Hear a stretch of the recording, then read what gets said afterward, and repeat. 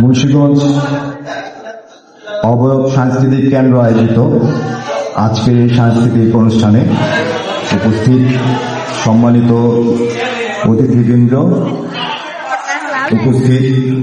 সম্মানিত উপস্থিতি এবং অবয়ব সাংস্কৃতিক কেন্দ্রের সমস্ত সাংস্কৃতিক কর্মীদের আমার পক্ষ থেকে জানাই প্রীতি ও শুভেচ্ছা। একটি দেশের সাংস্কৃতিক বিকাশে সাংস্কৃতিক কর্মীরা যেভাবে অবদান রাখে, সেই অবদানের প্রেক্ষিতে একটি দেশ তার কৃষ্টি ও সংস্কৃতিকে এগিয়ে নিয়ে যায়।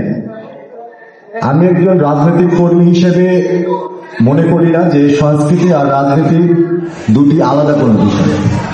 হয়তোবা রাজনীতিবিদরা বা রাজনৈতিক কর্মীদের কাজের ধরনটা আলাদা, সাংস্কৃতিক কর্মীদের কাজের ধরনটা আলাদা, কিন্তু তাদের প্রত্যেকের লক্ষ্য কিন্তু একটাই, এই দেশকে এগিয়ে নিয়ে যাওয়া।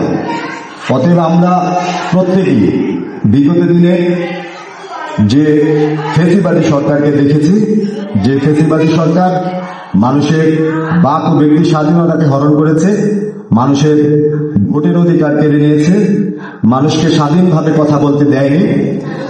আমরা চাই এই নতুন বাংলাদেশে আপনি আমি আমরা সকলেই মিলে এই দেশকে এগিয়ে নিয়ে যাওয়ার ক্ষেত্রে আমরা সকলেই রাজনৈতিকভাবে সচেতন হয়ে উঠি।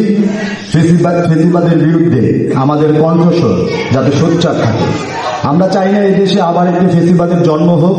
আমরা চাই এই দেশে যে ধর্মেরই হোক, যে বর্ণেরই হোক, যে দলেরই হোক, প্রত্যেকের যাতে স্বাধীনভাবে মত প্রকাশের স্বাধীনতা থাকে, প্রত্যেকের চিন্তার স্বাধীনতা থাকে, প্রত্যেকে মুক্তভাবে তার চিন্তার বিকাশ ঘটাতে পারে।